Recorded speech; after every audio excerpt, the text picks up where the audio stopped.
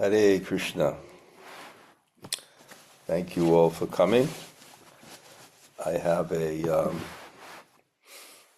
oops, where is that? 1 second.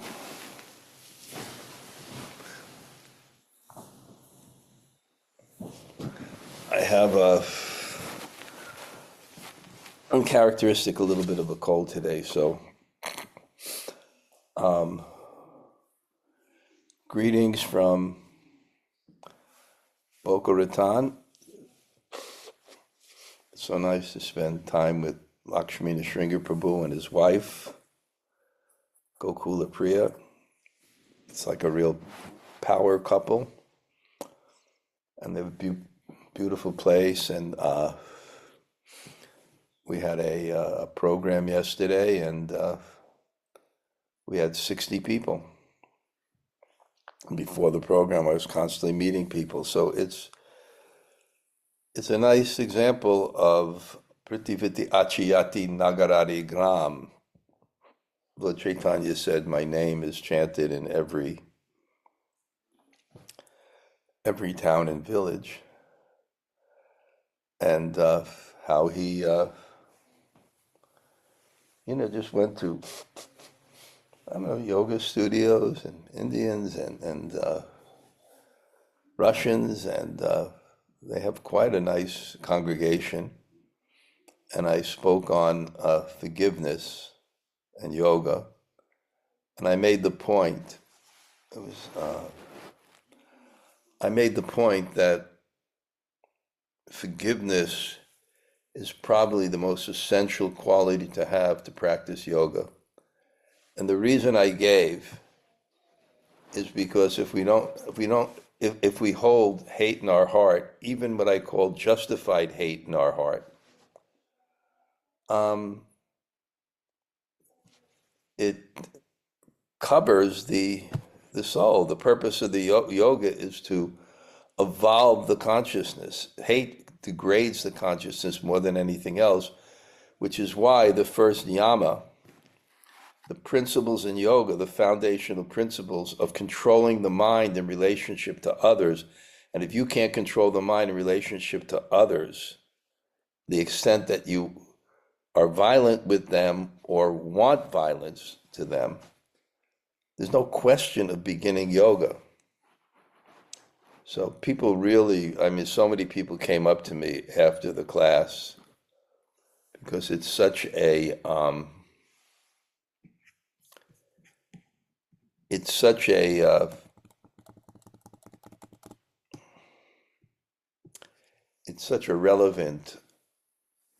relevant point for most people, because we all deal with what we consider betrayal, even if sometimes there's misunderstanding.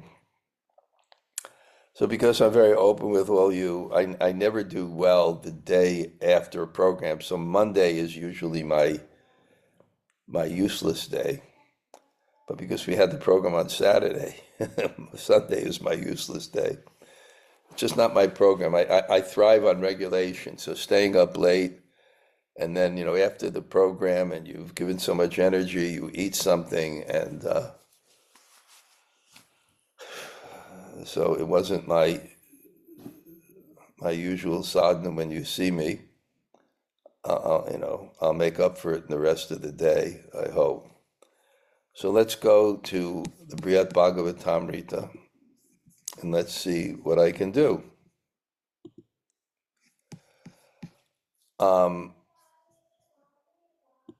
We'll start with verse 126. Om Namo of the second chapter, the second book, first chapter, verse 126. Tan-mahā-puruṣasyaiva. Om Namo Bhagavate Vasudevaya. Om Namo Bhagavate Vasudevaya. Om Namo Bhagavate Vasudevaya. Tan-mahā-puruṣasyaiva.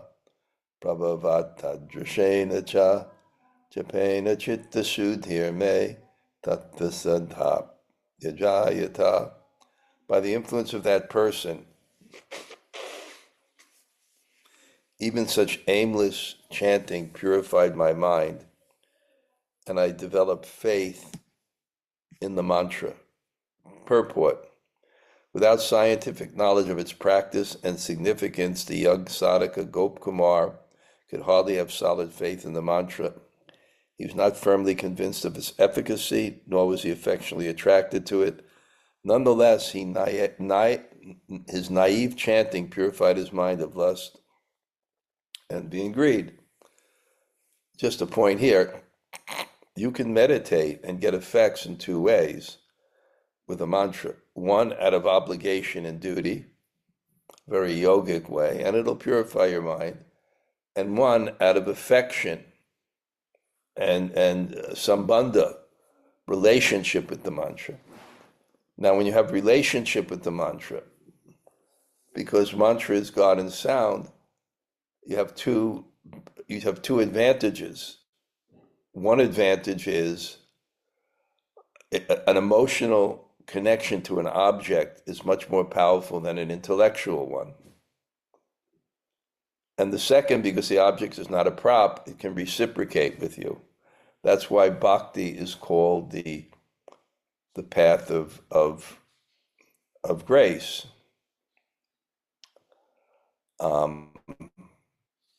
Bhakti is called the path of grace. And in the Yoga Sutras, which I've studied, Ishvara Pranidhan Va,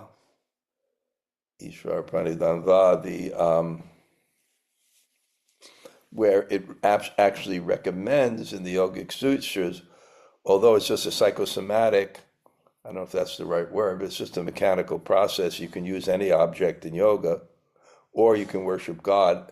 Then the 6 or 7 verses actually promoting it. Because of this reason, because of grace, and grace is required for success in spiritual life, and therefore the path of Gyan is not independent of bhakti. The path of karma is not independent of bhakti, because they all deal with worship for that specific reason, to invoke grace to achieve the result of that process. So,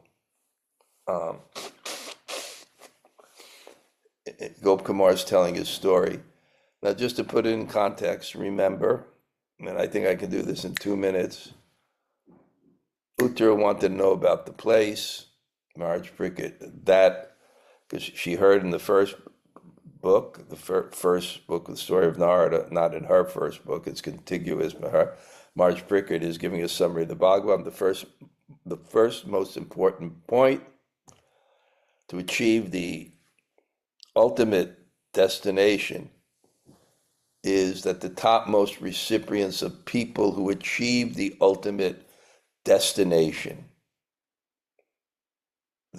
the ultimate mercy of those people who is the Bṛhad-bhāgavatāmṛta.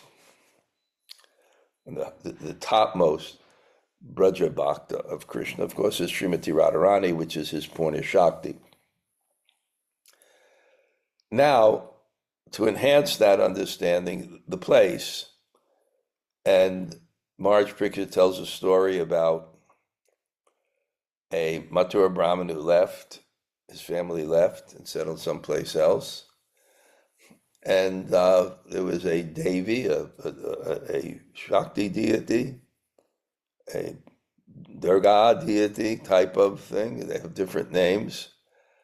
And he worshipped. And the deity appeared to him because he was simple-hearted. He had that faith. You know, that's why in the Shastra it's so much trained. Faith in authority is such a foundational principle. Because without faith in authority, you can't go beyond your own limited frame of reference. And the truth is beyond that.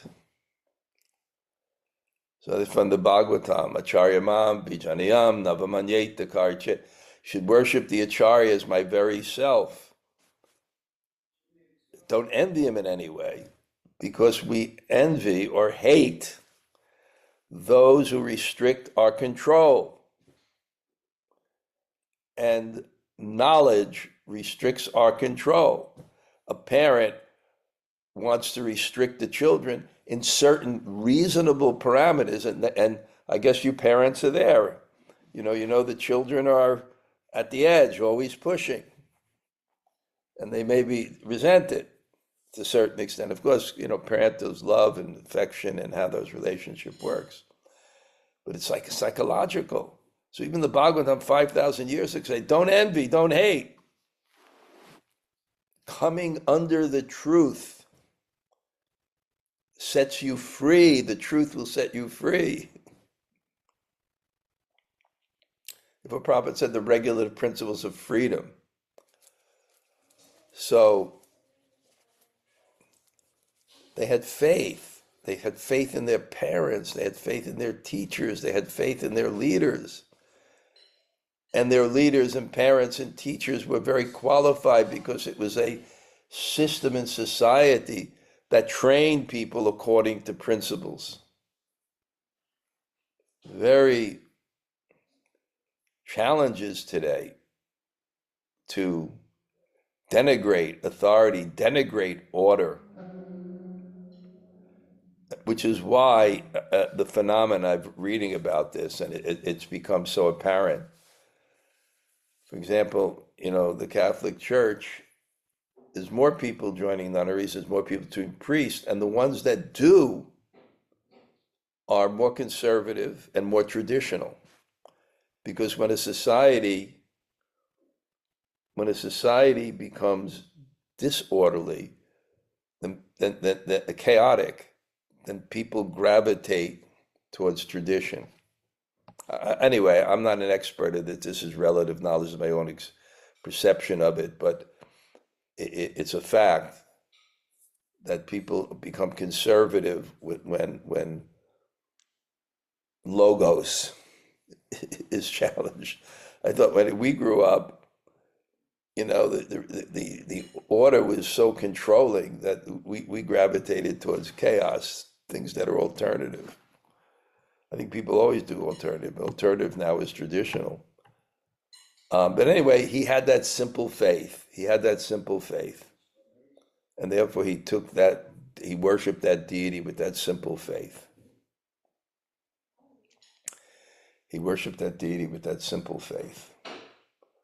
And the deity responded. And I'm not repeating the same points, but there's also the fact that God is looking at our consciousness and seeing how to bring us back. He somehow had the consciousness that was almost ready, and there was, from a very high platform, some divine intervention. But the mantra, I don't want to repeat this, but he went to Vrindavan. Maybe once a month I can tell the whole story again. He went to Vrindavan, and because he was directed there by the mantra, by the personification of the mantra itself, finally, and he meets this Brahmin he meets this cowherd boy who somehow or other knows his whole story and recounts what he went through. So of course he developed faith in him. And then when he had faith, that's what we're all looking for. We're looking for, I know I am. When you have dilemmas, when you can't figure out something, you want wisdom. You'll line up at the door of someone who can counsel you and give you wisdom. So he said, I'm disturbed, I have this mantra and I'm,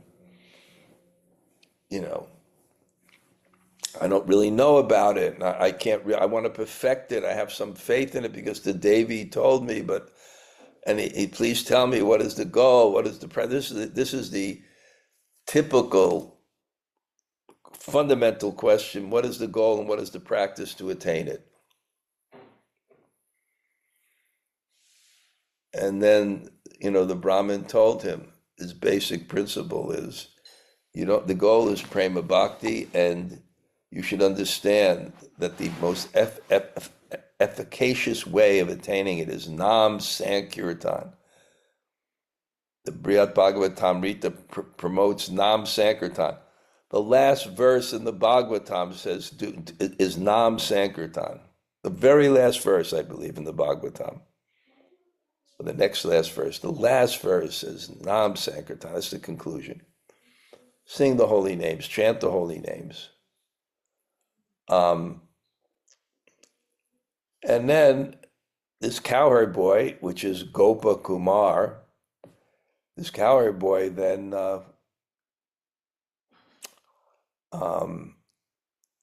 says, well, the best way, I hope I'm not being too repetitive, but I forget myself, the best way to explain this point to you, you're really close to perfection, you need to understand this goal, this place, this destination that you should focus on.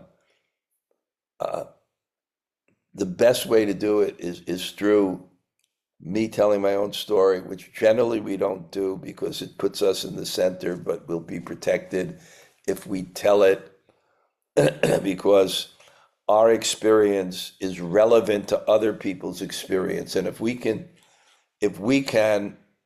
that's why they have these 12-step things, and the people that are effective, they went through the same process.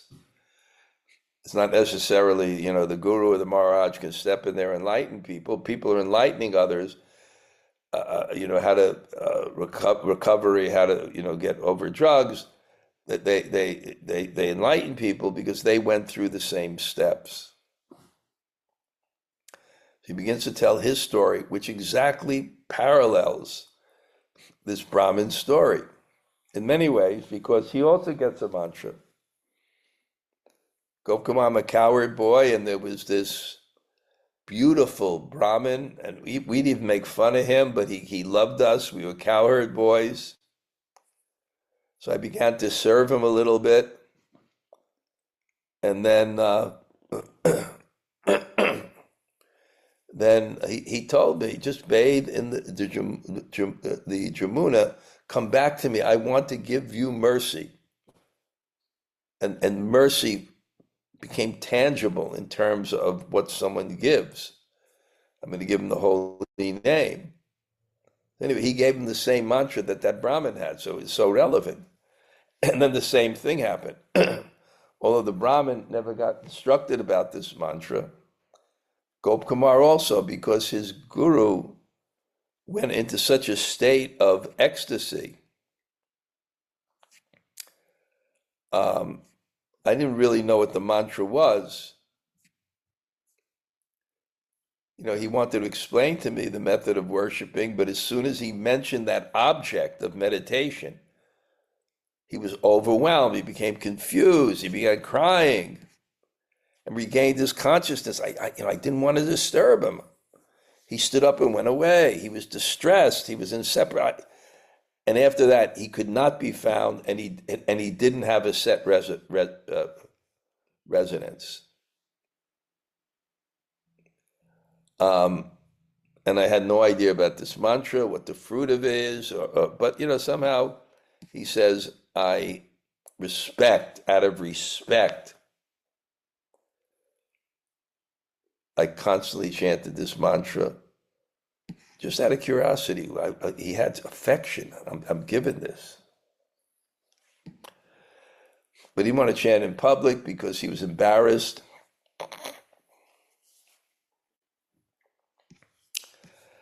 And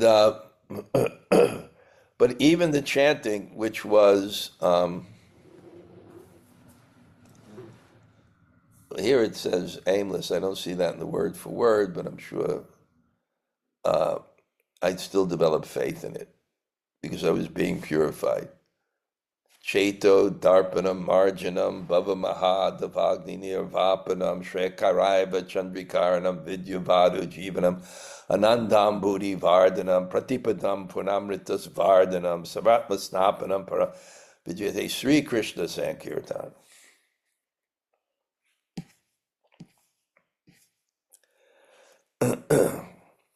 So tadvakyam chanusandhaya jagadishvara sadhakam tamantram manyamanoham tushyam japa paro bhavan.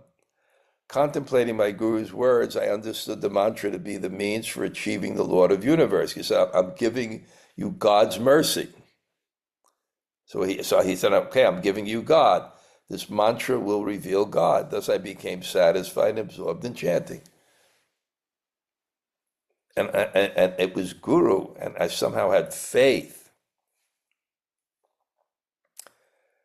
And I understood this was the sadhakam, this mantram, sadhakam, tam-mantra,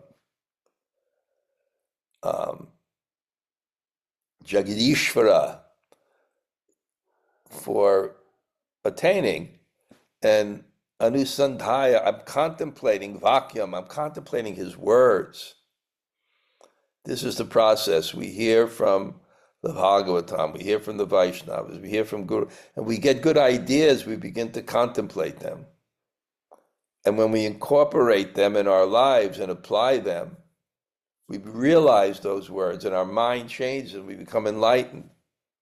So tadvakyam, these words, Jagadishwaram, he understood, I really understood what this mantra was. This mantra was sadhakam. It was the sadhakam to attain, for the sadhakam, it was the means of achieving Jagadishvara sadhakam.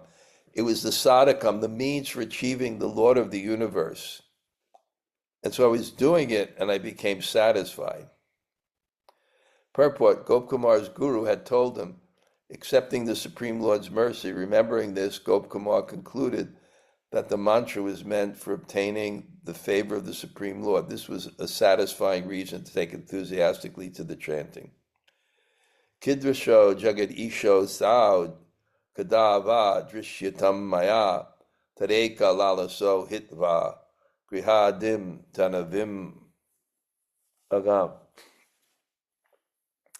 I became eager to know who this Lord of the universe was and when I might be able to see him. With this as my only aspiration, I abandoned my home and other attachments and went to the bank of the Ganga. Wow. Something was put in his heart with conviction. He had faith. And faith opens our mind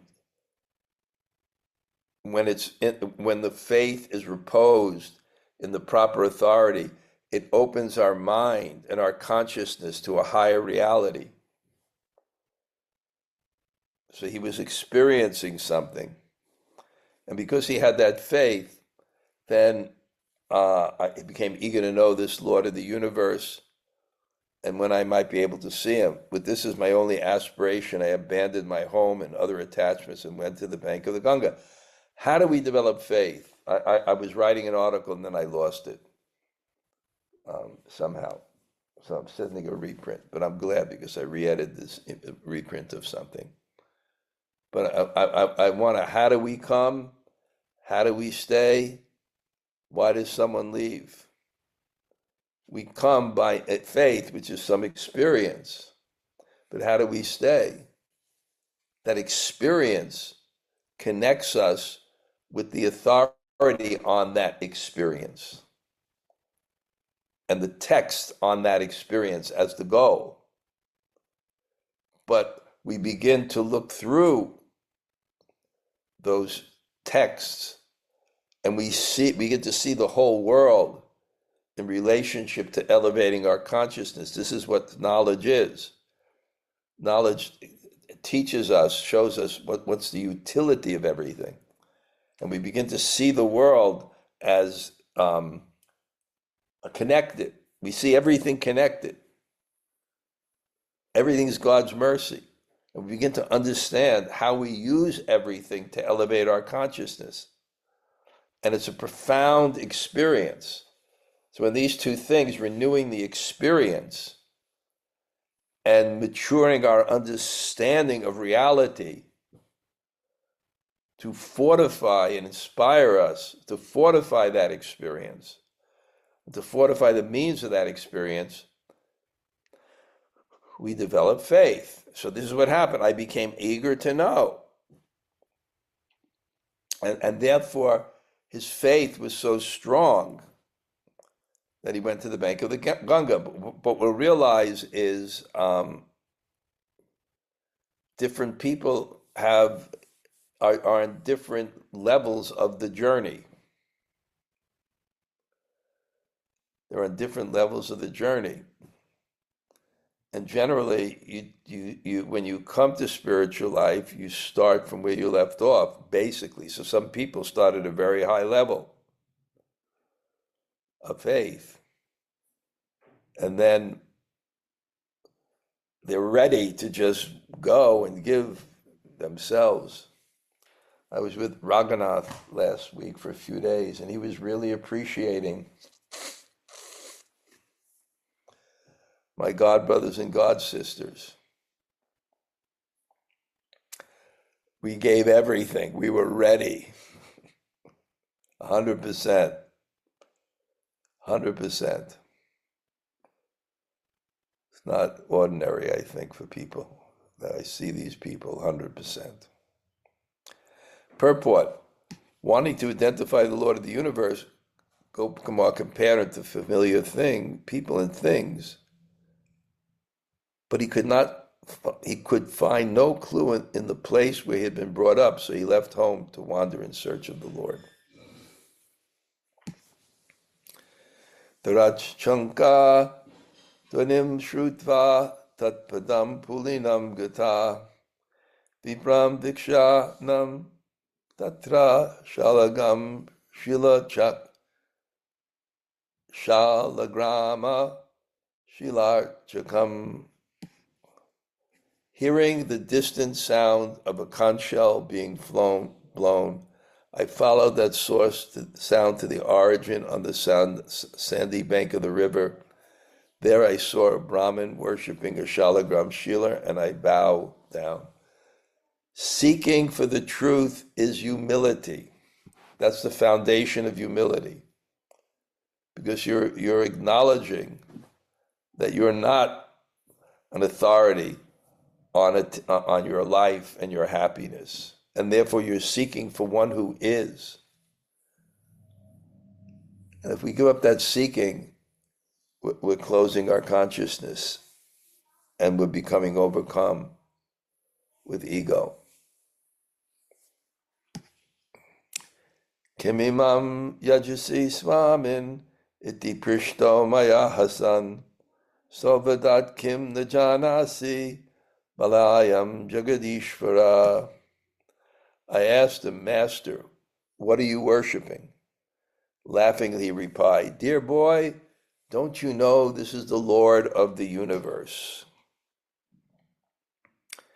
Purport: the worship was surprised that anyone, even a child, would be ignorant that Sri Shalagram is a direct incarnation of the Lord of the universe. Certainly in India, you don't have to be very old to understand this.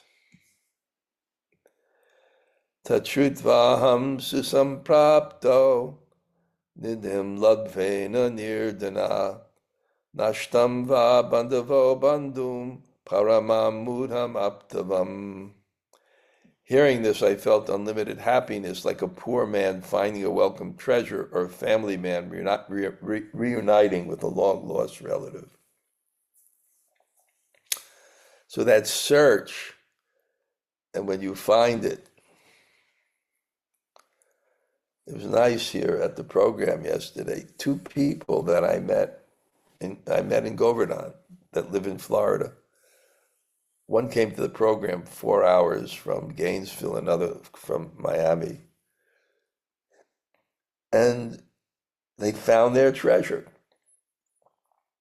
They found their treasure. They were so unlimitedly grateful. Beautiful program was set up outside. It's a very broad community. A lot of people from the yoga world. Lakshmi Nrsimha is very expert at impressing people and making friendship with people. And his wife networking with the Russian people and some Indians that also have some connection. Such a nice setting under I don't know, someplace out that's just a covering that's ideal to sit and with shade. And the program started at 5:30. kirtan, a lot of prasadam, love. You're giving to people. You're not charging them. That's love, it's not business. Jagat isham mahu pasyan dandavat shraddhayan namam padudakam sanirmalyam viprasya kripaya nuvam. I gazed for a long time at the Lord of the universe and with faith bowed down to him. My whole body flat on the ground like a rod. By the Brahmin's mercy, I received some water that had washed the Lord's feet and some remnants of offering to him. Purport: with newborn faith and affection for the Lord in his shalagram form, Gop Kumar happily accepted the Lord's charanamrita along with remnants of the tulsi leaves and other items offered to the Lord. But his mantra was Bṛhad-bhāgavatāmṛta. It's described in the Bhakti Sandarbha, Divya Gyan. At initiation, you get Divya Gyan. If you're fully receptive in your heart, you get Divya Gyan. And what's Divya Gyan? It's described Bhagavat Sarup Gyan, Sambandha Vishesh Gyan. You get the form of God you worship, and you get your relationship. And that awakens it. And certainly, in our tradition, you get Radha Krishna. Or Krishna Balaram, you get Krishna. You tell Radha Krishna, and you get that this Bṛhad Bhakti is where you're at. So once you have that, if that's actually your seed, if that's actually what's in your heart, that awakens by the mercy of Guru and Krishna, you won't be satisfied with other levels of worship ultimately. Sometime you may be, but that's not what your faith is, your objective, your taste. So we're going to see this.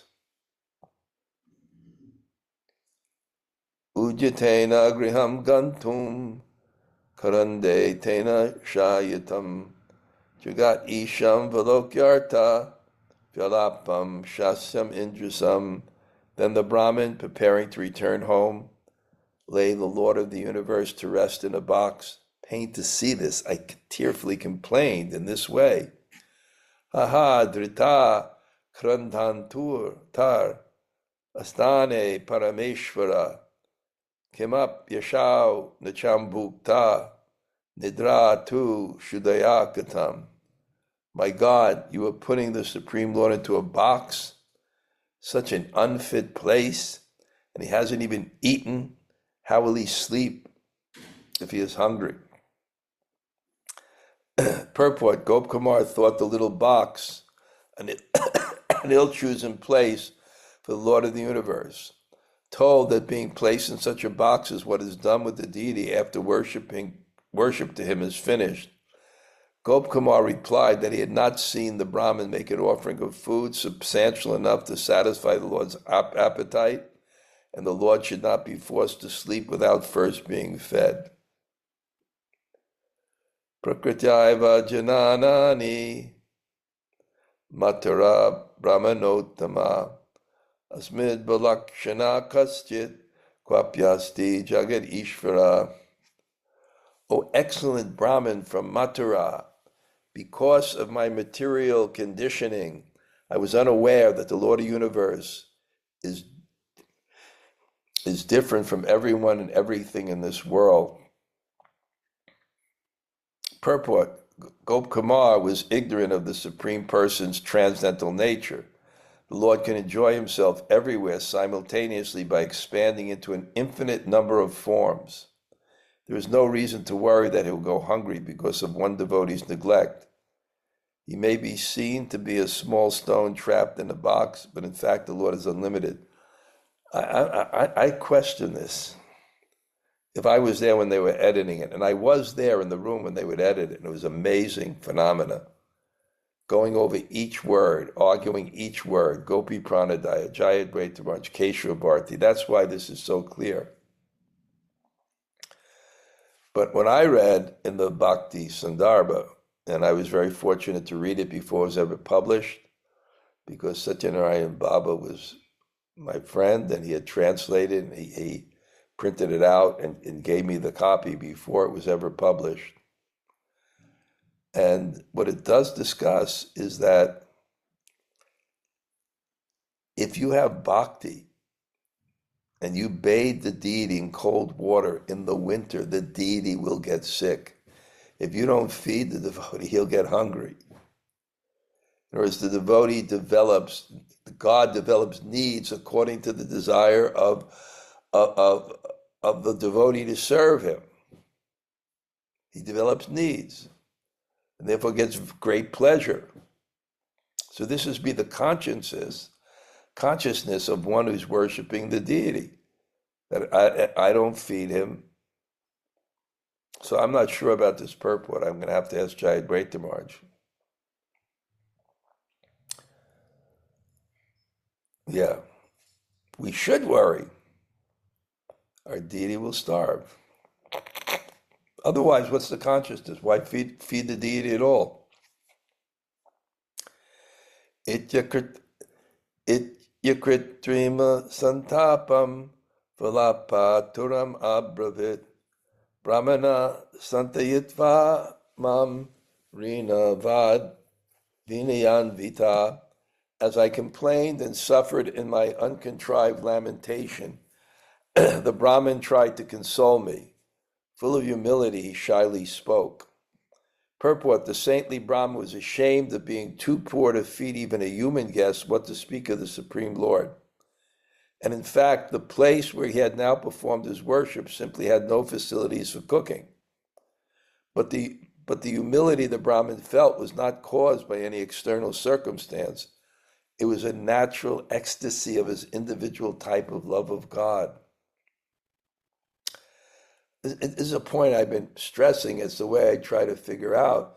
There's many reasons why one who worships God is humble.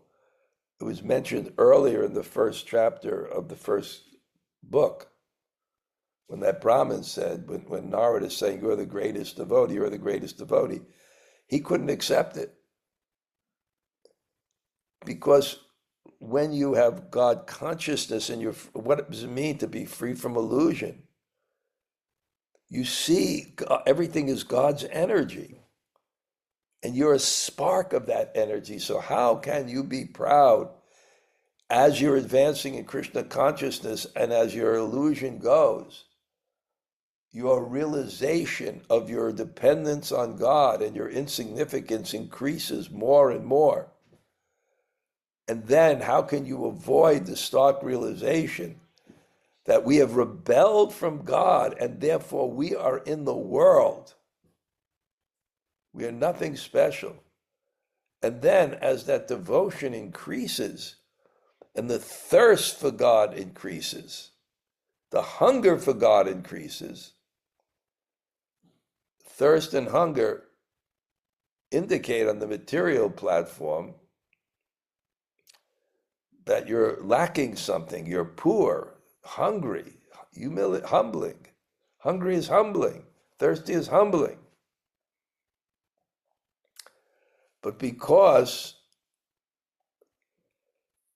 what you're having is actually the thing that you're hungry for, you simultaneously have it and don't feel you have it. It makes you very humble. So here, it's a natural ecstasy of this type of devotee. It's not a material thing. Oh, new Vaishnavi said, what more can this poor man do? I can offer the Lord of the universe only the meals I prepare myself. Rati, I'm gonna stop here. If when you send me the notice for class, you send me the last verse. Now, technically, this will be where I'll start the next class. Because now I just read some verses. The Brahmin who lived near the Ganga thought, if this coward boy has never seen a Brahmin like me worshipping Shalagram Shila, he must be new to spiritual life. Oh, new Vaishnava, Nava Vaishnava, Kim, what to do? The Dridra, I am poor. And therefore, Arpiyami, Subhog, I offer the meals prepared for myself. Now my story, how I got my original Govardhan Shila. Someone I knew, I was to leave for the West. It was when I got my Quit India notice. He offered to me and I refused. Because I'm a preacher, I'm not, certain people have more propensity, and I'm a preacher and I'm not into fine things, and I'm very organized on a macro platform. If I organize a festival, some of you see me organize things, but the micro management, I'm not good. And deity worship, everything is in its place, and it's just not my nature, and fine things is not my nature. So I said no. And then, I knew that was about 4 days before I left, and 2 days before I left, through a third party came to me and put it in my hand. And I said, I'm not worship, I don't have worship governor. He said, well, it's not mine. Someone told me to give it to you. So I didn't know what to do. So I went to Vishwambar Goswami, who's the father of Padmanabha Goswami. And Prabhupada said, we can go to them for worship, the Radharaman Goswami. And he was the most prominent one. He knew Prabhupada. He was the mayor of Vrindavan. He was a very saintly person. And his father, when the Goswamis objected to Bhakti Siddhanta, because he was initiating people that weren't in Brahmin families and giving Brahmin threads, whatever that, his father accepted him. So this line is very, very dear. Even to this day, Padmanabha Swami goes to all the ISKCON functions. He's very much, his son, who's probably my age, is very, very much part of the family. Even one time I was walking on the inner path, and introduced Swami was walking at the outer path, and I saw someone yelling, and it was Padmanabha Swami to say hello. So he was, so I went to his father, and I said, look, I'm going to the West. Can I take the Shila outside? He said, well, I traveled to the West, and I've seen that you have more beautiful Tulsi. At that time, some of the people that worship Tulsi in ISKCON, my God, so luxurious. He said, I saw you have so much Tulsi. And I said, but I don't have time. And then he quoted from the CC, Raghunath Das Goswami. And one of the things is, whatever you eat, you offer. He said, very simple worship. So only the meals I prepare myself.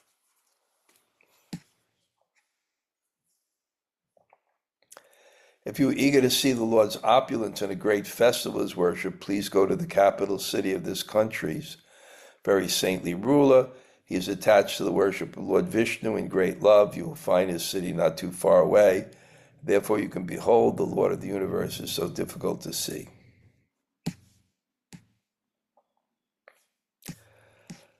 You will feel great ecstasy, fulfilling all your heart's desires. But for now, please have lunch in my house from the remnants of what has been offered to Lord Vishnu.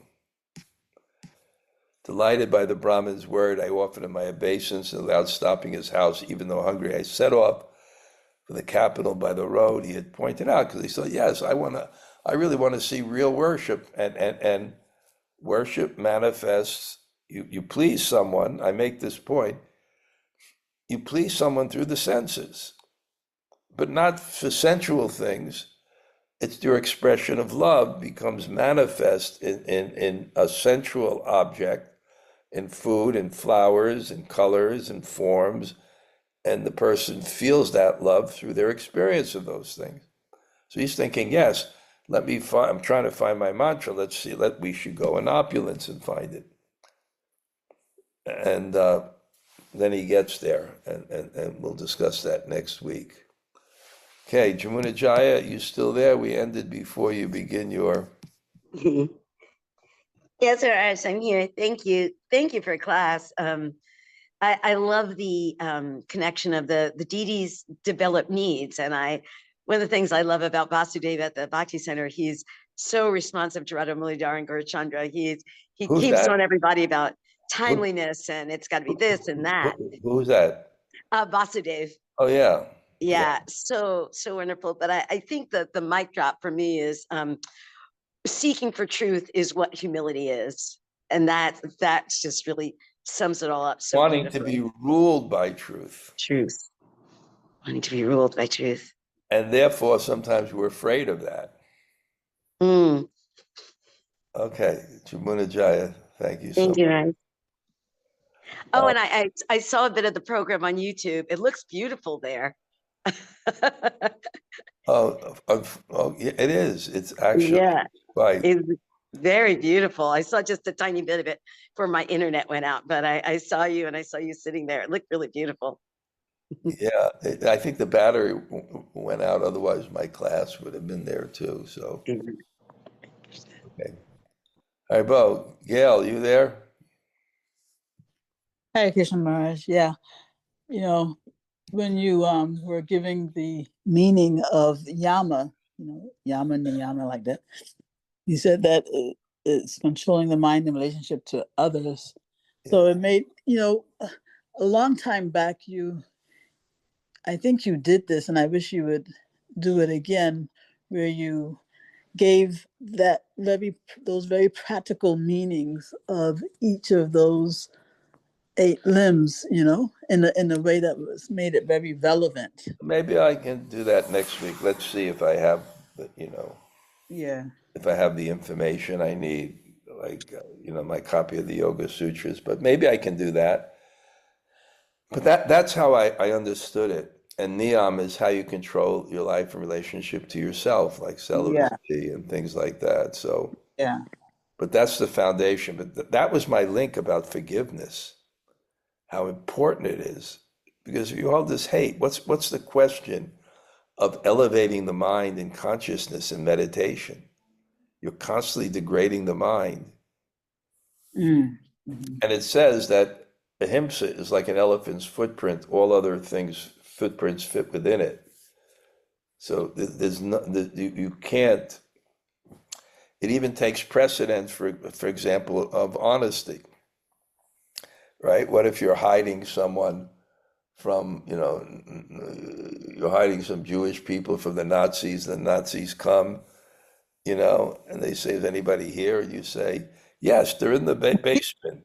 I never tell a lie, because George Washington, when he cut down the cherry tree, and he said, "Yes, Father, I cut down the cherry tree." This is in American history, But no, ahimsa takes precedence. Yes. Yes. Okay, Gail, anything else? No, thank you, Maharaj. Man, I am in a row, Gail. If you run out of questions, I don't know what I'm going to do. Okay. Anybody else? I'm holding you to this one, though. That's just a suggestion.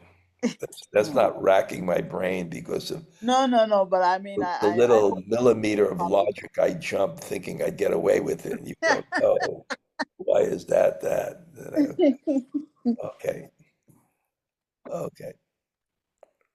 Okay. Anybody else? Hare Krishna Maharaj, it's Yvette. Thanks for class. Nice to see you. You're in You Philly? too. I'm in Philly, yes. Never heard of the place. Okay. How's Boca Raton? Have you seen the dog? Is the dog still there? Well, due to that dog's sinful activities, he died soon after he bit me. No, really? Yeah, and I'm not sentimental about it at all. Oh my gosh. But that was a big, white, vicious dog. I opened the door because my room is great. It has a private bathroom and an entrance to the outside. So I opened the door and the big black dog came, but he's like, the new dog is very friendly. Oh, good. It was really something He's there respectful. with that vicious dog outside ready to kill me. Oh my God. Okay, and I'll remind anybody who's in New York on the 11th, we have a nice program at